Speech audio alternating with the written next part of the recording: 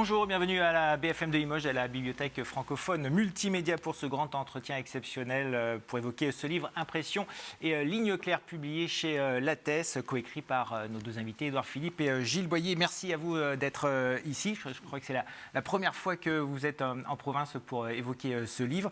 Je le disais, nous sommes dans une bibliothèque. Quels sont vos premiers souvenirs de lecture, de rencontre avec le livre? Est-ce que c'était dans une bibliothèque? Est-ce que ça a été chez vous?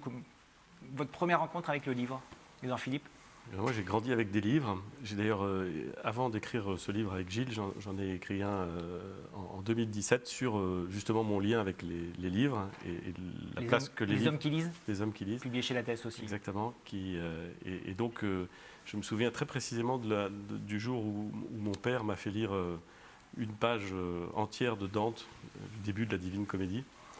J'étais tout petit, j'avais 7 ans, je venais d'apprendre à lire.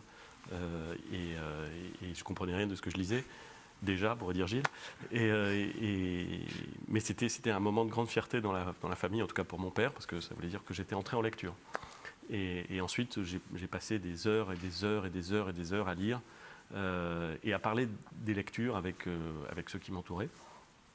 Donc voilà, les bibliothèques, les librairies sont des endroits qui comptent beaucoup pour moi, dans lesquels je passe beaucoup de temps. Et même quand j'étais Premier ministre, par définition, j'avais un peu moins de temps. Mais quand la pression était un peu forte, je m'échappais de Matignon pour aller à une très belle librairie qui se trouve tout près de Matignon, sur le boulevard Raspail. Et en général, j'y allais, je prenais un petit peu de temps, je parcourais les livres, je faisais baisser la pression, je m'imaginais en train de lire un livre qui me passionne très loin, et ça faisait du bien. Gilles Boyer, vos premières émotions de lecture? C'est une question difficile. D'abord, merci de nous accueillir dans cet endroit absolument magnifique. Et on est très admiratif, on se le disait avec Édouard ce matin, des conditions dans lesquelles Lire à Limoges a pu être organisé cette année. Et c'est très précieux de garder ce rendez-vous avec les livres. En ce qui me concerne, moi aussi, j'ai grandi dans une maison où il y avait beaucoup de livres. J'ai dû commencer 25 fois Ivanhoé sans comprendre ce que je lisais, moi aussi. Et donc, c'est comme ça qu'on arrive à trouver l'évasion. Et j'ai en particulier des souvenirs où ma mère m'emmenait à la FNAC, de la Cité, à la FNAC Montparnasse, quand j'étais tout petit. Elle me laissait au rayon BD, où je passais des heures assis dans les rayonnages pendant qu'elle allait chercher ses livres. Et c'est pour moi des merveilleux souvenirs d'enfance, et c'est probablement les premiers souvenirs de lecture. Oui. Paradoxalement, donc, il y a eu lors de la crise sanitaire, il y a un an, les librairies ont dû fermer. Dans votre livre, vous évoquez que c'est avec presque des larmes que vous avez dû fermer les bars, les restaurants et donc les librairies. C'était un moment justement difficile de prendre cette décision de fermer ces lieux, alors qu'Emmanuel Macron avait dit lors de son discours « lisez pendant le confinement ». La décision qui a été prise mi-mars de fermer les cafés, les restaurants, les commerces, alors elle a été prise progressivement. On a d'abord fermé les cafés, les restaurants, ensuite les commerces, dont les librairies d'ailleurs. Évidemment, ça a été une décision très rude parce que la France, c'est beaucoup de choses, la France. C'est complexe, mais c'est très fortement ancré dans ce que nous sommes et dans ce que nous aimons, une façon de vivre qui n'est pas finalement si courante. Il y a des pays dans lesquels c'est assez proche, mais l'art de la terrasse de café, du restaurant, parce que la nourriture a une place absolument essentielle en France, sont des lieux importants, des librairies. Typiquement, vous savez, quand vous vous promenez à l'étranger, il n'y a pas beaucoup de pays où il y a des réseaux de librairies aussi denses et aussi extraordinaires que ce que nous avons en France, vraiment. Il y a des grandes villes dans le monde où vous ne trouvez pas de librairie, ou très peu. Ça a l'air, quand on dit ça en France, les gens vous regardent en vous disant c'est pas possible. Et c'est la vérité. Et je parle à New York, maintenant, c'est dur de trouver des librairies. Vous allez à Hong Kong, bon courage pour trouver la librairie. Il y en a, mais il y en a. Bon.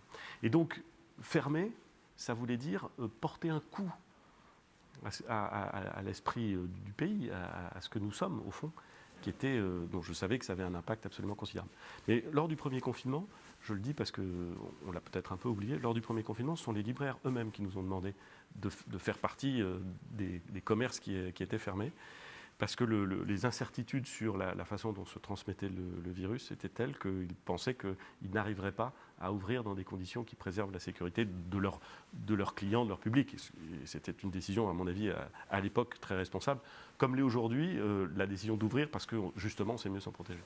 Alors, je lisais, vous avez écrit ce livre à deux.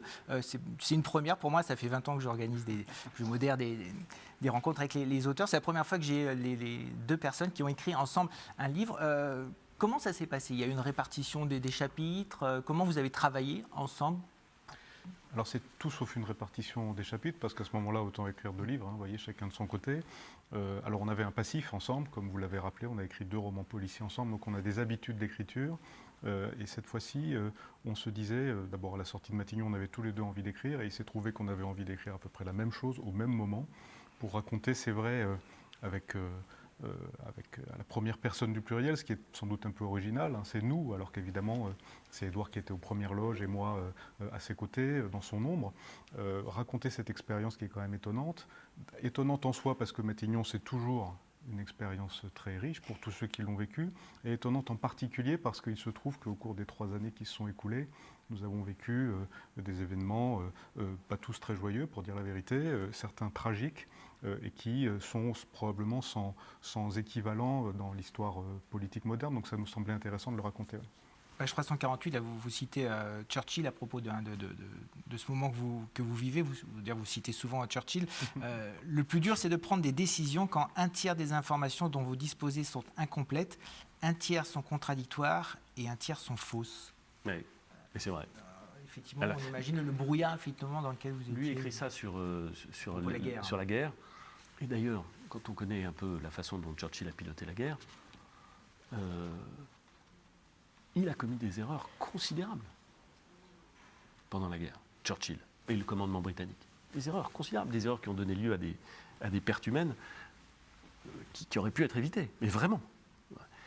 Et il raconte qu'en effet, ces décisions, elles sont prises sur un tiers d'informations incomplètes, un tiers fausses, un tiers contradictoires.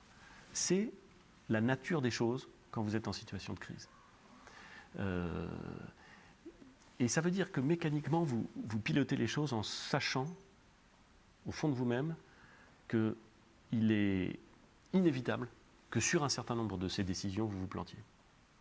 C'est inévitable. Et alors, il faut essayer de ne pas se tromper sur la direction générale, pas se tromper... voilà. C'est compliqué, mais on ne dit pas ça, on n'écrit pas que c'est compliqué pour ensuite qu'on nous plaigne, c'est pas le sujet. On écrit que c'est compliqué parce que ça l'est, et parce que c'est intéressant, me semble-t-il, que ceux qui ont envie de saisir cette complexité, de l'imaginer, de la comprendre, puissent le faire. D'ailleurs, si on se rappelle tous des conversations qu'on a pu avoir, chacun avait son avis sur la question, mais au fond, chacun se disait aussi, combien de fois je l'ai entendu, on n'aimerait quand même pas être à leur place, parce que ça ne doit pas être non plus facile. Je l'ai beaucoup entendu. Et donc les gens étaient quand même réalistes, je pense, de la situation. Mais bien sûr, même quand ils étaient très critiques, et d'ailleurs parfois ils avaient des bonnes raisons d'être très critiques, même quand ils avaient la trouille, ils avaient peur, et c'est parfaitement légitime aussi, même quand ils étaient très inquiets sur l'avenir de leur commerce, de leur activité. On a beaucoup entendu, c'est pas facile. Et moi, j'ai vu beaucoup de gens qui n'approuvaient pas du tout la totalité des décisions qui étaient prises, et c'est normal. Mais je pense que l'idée qu'on faisait de notre mieux, dans une situation très dure, elle a été perçue, et que c'était déjà beaucoup. D'ailleurs, vous l'écrivez, hein, ironiquement, en 2020, vous parlez de l'humilité qu'on a pu avoir. Hein, ironiquement, en 2020, lors de la crise sanitaire, admettre le doute ou l'ignorance redeviendra un pari gagnant. C'est une des leçons à retenir de cette période? Oui, de la même manière que la peur en politique était une forme de tabou, puisque tout le monde nous dit que c'est original d'en parler et de l'admettre. Ça vaut aussi dans les moments où on est obligé de dire qu'on ne sait pas. Et il y a des moments où on nous le reproche. Dans certaines interviews, c'est arrivé. Lorsqu'on ne sait pas répondre à une question, ça fait bizarre, ou bien c'est inhabituel. Et puis il y a d'autres moments où tout d'un coup, je ne sais pas, ça résonne, parce qu'au fond, on est très nombreux à ne pas savoir. On traverse une crise parfaitement inédite. On apprend chaque jour, et d'ailleurs nous avons tous aujourd'hui une connaissance de l'épidémie qui est bien différente de celle que nous avions au début pour aborder les phases suivantes. Et donc l'idée de pouvoir dire je ne sais pas, tout d'un coup, je pense que ça a résonné dans la tête de beaucoup de Français, parce qu'eux non plus ne savaient pas. Et tout d'un coup, ça a mis des mots sur le fait qu'on ne maîtrisait pas tous les paramètres, que ceux qui devaient à ce moment-là prendre les décisions le faisaient du mieux qu'ils pouvaient, qu'il n'était pas interdit de leur garder une forme de respect, et ça vaut évidemment toujours aussi pour ceux qui sont aux manettes aujourd'hui, quand bien même on peut évidemment et très légitimement manifester du désaccord avec les décisions qui sont prises.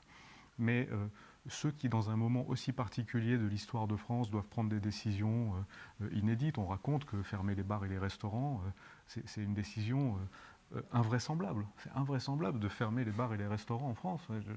Et pour le coup, on a beau faire de la politique depuis longtemps, on n'était pas du tout préparé à être placé devant cette situation et devant ce dilemme. Et donc on ne prend jamais ce genre de décision le cœur léger, et on le fait en fonction des paramètres dont on dispose, et on le fait vraiment avec la volonté de bien faire.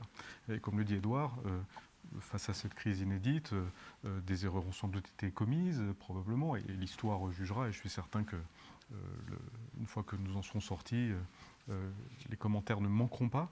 Mais ça me semble sain dans notre démocratie qu'on se dise que ceux qui décident le font le mieux possible. Surtout savoir. Et à un moment, on écrit dans le livre que dire je ne sais pas, c'est effectivement pas classique en politique, parce que la politique est peuplée, le monde politique est peuplé de gens qui sont soit des premiers de la classe, qui donc en général ont l'impression qu'ils savent, soit des gens qui ont un ego très développé et qui donc pensent qu'ils savent, soit des gens qui ont beaucoup d'expérience et qui, comme ils ont beaucoup d'expérience, pensent qu'ils ont tout appris, que donc ils savent. Et c'est vrai qu'au fond, il y a beaucoup de gens qui savent plein de choses. Alors, quand on commente, c'est plus facile de savoir que quand on décide. Et parfois, dans le monde politique, on commente. Énormément de gens dans le monde politique qui commentent les décisions des autres. Quand vous êtes aux manettes et que vous décidez, c'est plus difficile de savoir. Et donc, je crois qu'on peut assumer le fait qu'il y a des sujets sur lesquels on n'a pas finalement un avis définitif, et qu'il y a peut-être des sujets sur lesquels, en effet, on ne sait pas complètement. La seule chose qui n'est pas acceptable, c'est que cette lucidité ou cette forme, je dirais, d'humilité vous interdise de prendre des décisions. C'est-à-dire que, on explique ça aussi dans le livre, parce qu'on l'a vraiment vécu ensemble, vous avez parfois le choix entre des mauvaises décisions. Vous en avez une qui a plein d'inconvénients, quelques avantages, et une autre qui a plein d'inconvénients et quelques avantages. Mais fondamentalement, c'est deux décisions qui sont dures. Et faire un choix entre une bonne décision et une mauvaise décision, c'est facile. Faire un choix entre deux mauvaises décisions, c'est beaucoup plus difficile. Mais il y a une chose qui est certaine, c'est que ne pas choisir entre deux mauvaises décisions, c'est parfois encore pire que choisir une mauvaise décision. Voilà. Et ça, c'est le monde tel qu'il est. Il n'est pas parfait, il n'est pas simple, mais il est comme ça.